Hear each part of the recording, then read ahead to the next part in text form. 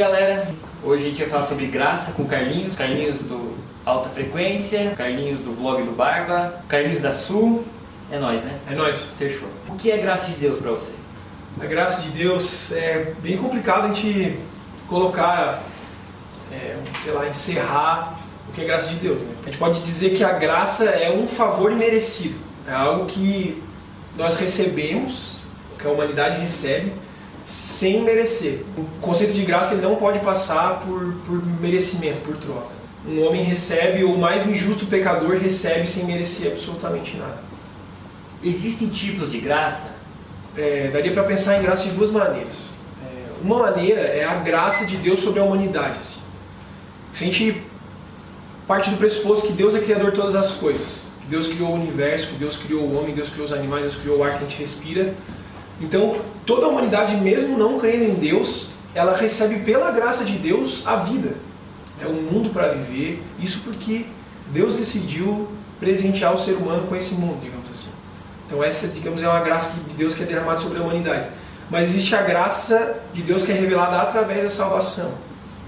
E aí é uma graça, digamos, específica que age sobre a vida daquele que crê no sacrifício de Jesus e que recebe a salvação a partir de Deus pela graça de Deus. Não porque fez alguma coisa para merecer, não porque se tornou mais santo, não porque convenceu Deus de alguma coisa, mas porque pela inclinação de Deus, pela decisão de Jesus Cristo de vir, se tornar homem e se oferecer como um sacrifício suficiente na cruz, aí o homem tem essa oportunidade de, pela fé, receber esse presente de Deus, pela graça de Deus, sem merecer. A graça é de graça? Cara, assim, eu acho que a graça, ela é de graça. Porque se a gente colocar qualquer coisa entre, digamos, uma coisa que não é de graça precisa ser comprada, certo? Ela precisa ser trocada por alguma coisa. Qualquer coisa que a gente coloque entre isso, a nossa vida e Deus, assim, como se fosse um fator de troca, uma moeda de troca, ela iria desmerecer o sacrifício de Jesus na cruz. O sacrifício de Jesus na cruz ele foi consumado para qualquer tipo de pessoa, ou seja, para todo ser humano que crê em Deus, através da fé. Então a graça ela se derrama sobre a nossa vida pela salvação, no sentido de salvação, mediante a fé. Então se a gente colocasse assim, eu preciso fazer alguma coisa para receber graça, a gente estaria colocando alguma moeda de troca para receber alguma coisa que o Senhor fez por vontade dele mesmo. Então a graça nesse sentido é de graça. A graça nesse sentido ela é um dom gratuito de Deus, como diz a palavra, nesse sentido. E o que a gente precisa fazer para alcançar a graça de Deus? Então, eu separei um versículo aqui bem legal. Efésios 2, do 4 ao 9, diz assim: Todavia, Deus é rico em misericórdia, pelo grande amor com que nos amou, deu-nos vida juntamente com Cristo, quando ainda estávamos mortos em transgressões. Pela graça, vocês são salvos.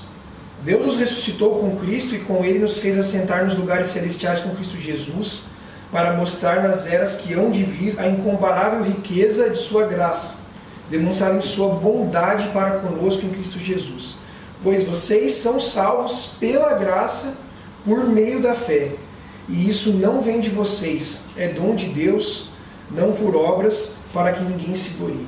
Então a gente pode facilmente, olhando para esse versículo, dizer que a gente não merece nada de Deus. Deus, ele não... Olhando para esse versículo, Deus não deve nada para a gente. Qualquer coisa boa que a gente tem, qualquer coisa boa que a gente recebe nas nossas vidas é resultado da graça de Deus. E qual que é a sua opinião sobre a graça? A galera anda extrapolando muito, já que a graça vai me perdoar de Deus, depois, então eu vou fazer isso mesmo, depois peço perdão, é graça de Deus me perdoa. Tudo que me faz feliz, nada é errado. Posso fazer o que eu quiser, porque eu sou feliz. Cara, isso é bem complicado, assim, Porque existe uma grande confusão num conceito que se chama segurança eterna. Como a Bíblia fica bem clara que a salvação acontece por meio da graça de Deus, mediante fé, esse conceito aí de... Parece que, então eu faço o que eu quero porque eu estou seguro no Senhor, a graça dele está sobre a minha vida e tal. Mas não é bem assim que funciona, quer ver? Até acho legal embasar aqui, Romanos 3, 21 ao 24 diz assim, Mas agora se manifestou uma justiça que provém de Deus, independente da lei, da qual testemunham a lei e os profetas. Justiça de Deus mediante fé em Jesus Cristo para todos os que creem. Então, todos os que creem.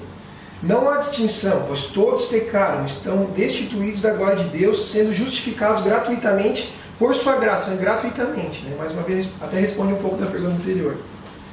Por meio da redenção que é em Jesus Cristo. O que acontece é que muita gente não entendeu para valer, ou pelo menos o mínimo, a respeito do sacrifício de Jesus por nós. O apóstolo Paulo, ele tem algumas cartas que ele escreve, Efésios, Romanos, assim, que são cartas teológicas que elas explicam legal assim, como que funciona a justiça de Deus mediante Jesus Cristo. Né? Até, se você quer entender melhor, você pode ler Romanos de 1 até 11, capítulo 1 até o 11, vai estar explicando ali como que funciona essa parte legislativa com Deus. Né? Então quer dizer que eu posso fazer o que eu quiser. Cara, na verdade você pode fazer o que você quiser, porque isso é teu por direito. Mas a Bíblia fala que o resultado óbvio de alguém que recebe salvação é gratidão a Deus, é vida de gratidão a Deus.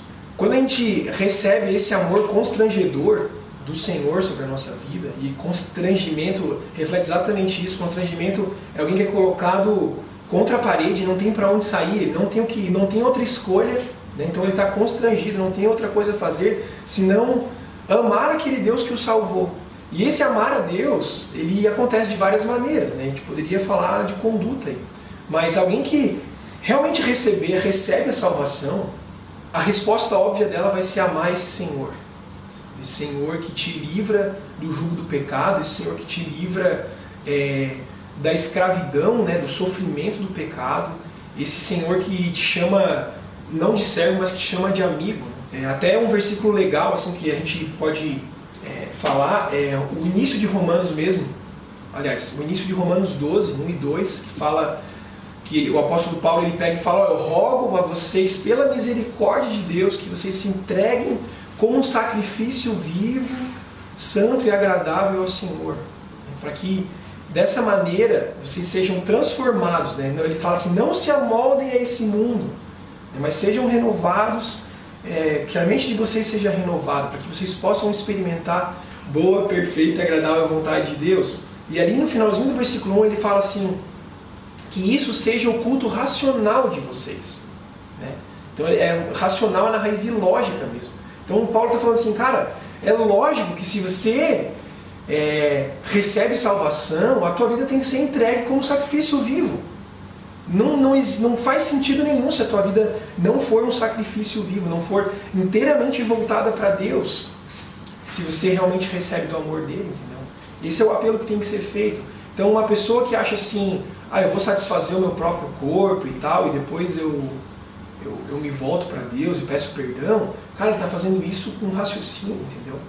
Ele está começando a plantar uma raiz de desobediência, uma raiz de insubmissão ao Deus que é o dono da vida dele. É complicado alguém que vive dessa maneira, eu acho que essa pessoa ainda precisa entender o sacrifício de Jesus, assim, sabe? Precisa pedir para que Deus acrescente fé, como a gente precisa fazer durante a nossa vida inteira, né?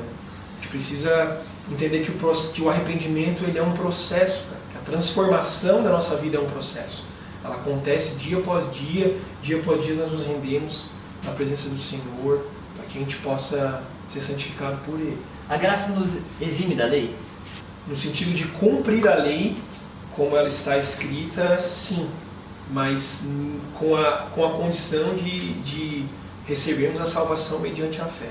A palavra até li aqui, né, agora há pouco, Romanos 3, quando fala lá, agora se manifestou uma justiça que provém de Deus, independente da lei a qual testemunham a lei e os profetas, justiça de Deus mediante a fé em Jesus Cristo para todos os que creem. Então a lei, ela foi dada por Deus para o povo de Deus, que era o povo selecionado por Deus, para que o povo tivesse uma conduta de como agradar a Deus, né? Como meus pecados iam ser expiados lá, não era mediante sacrifício. Só que mesmo o melhor dos homens não conseguiu ou não conseguiria cumprir a lei em si mesmo, né? Porque o pecado está na vida dele de qualquer jeito. Então quando Jesus vem para cumprir toda a lei nele mesmo, e ele consumou isso através do sacrifício na cruz, a vitória sobre a morte, a ressurreição. Então, se eu estou em Jesus Cristo, eu estou cumprindo toda a lei. Então, se fosse pensar no sentido assim, de cumprir a lei propriamente dita, escrita lá, fazer o que a lei mandava ser feito na maneira prática, isso acontece de uma maneira espiritual se eu estou em Jesus Cristo. Através da graça de Jesus Cristo, através do sangue de Jesus Cristo é que eu posso me achegar a Deus. Antes, para o homem se achegar a Deus, ele precisava derramar o sangue de um sacrifício mediante o sacerdote, que era a representação de Deus ali, para que ele pudesse se achegar à presença de Deus, digamos, para que os pecados dele fossem perdoados. Então, hoje, quando eu estou em Jesus, eu recebi a salvação, eu estou em Jesus, estou debaixo da graça de Deus, é como se Deus me enxergasse através do sangue de Jesus, eu sendo purificado. Então, dessa maneira, é como se o sangue de Jesus estivesse cumprindo, eu estivesse cumprindo todos os requisitos que Deus exige de mim para que eu estivesse diante dele.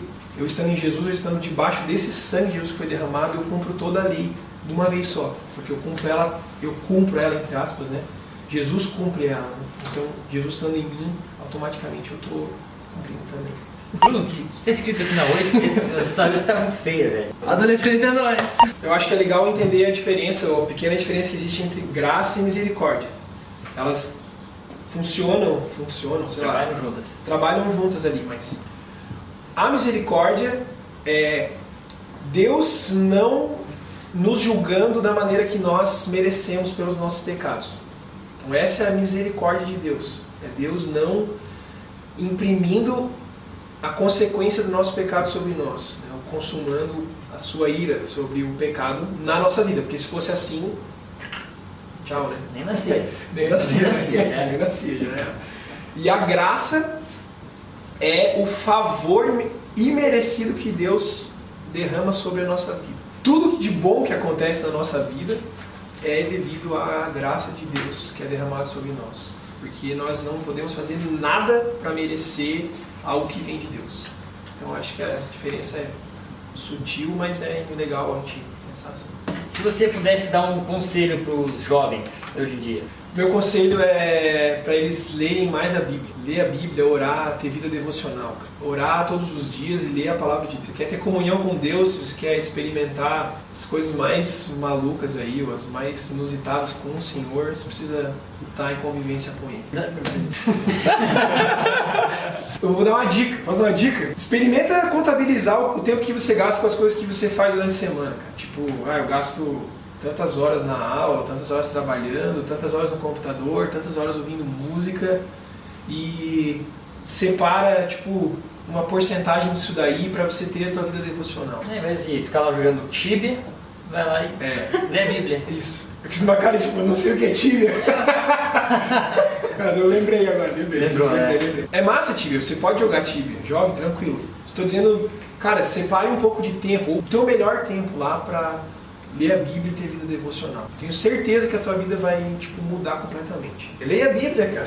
Coloca a Bíblia em ação, vai curtir pra caramba. Leia a Bíblia lá, cara. Sugestão de leitura, leia aí Romanos inteiro, depois faça um fichamento de cada capítulo. Vai pra IBD também, a tia mostra a figurinha da historinha. E aí, rogo-vos, pois, que leiais a Bíblia, por favor. Nossa.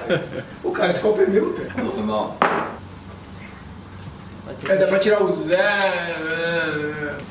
Nossa, você colocou a mão em cima. Free! Graça free. Espera que vai chegar. Cara, a graça não é free. Não é free? Ela custou o sangue de Jesus derramado por Deus. Não é free, pega a caneta. Ela é free, mas por causa do sangue! Por causa do Nossa, se liga no sangue. Glorificado seja Deus. Sangue! Esse foi o sangue. Esse é o sangue de... A graça de graça, ela custou o sangue de Jesus. De frente com o sangue. Enquanto o Enjoy não tem canal no YouTube, se inscreve lá no canal do Vlog do Barba, curte lá também a página do Vlog do Barba. Valeu, Carlinhos. Valeu. Até a próxima. Até a próxima. Falou.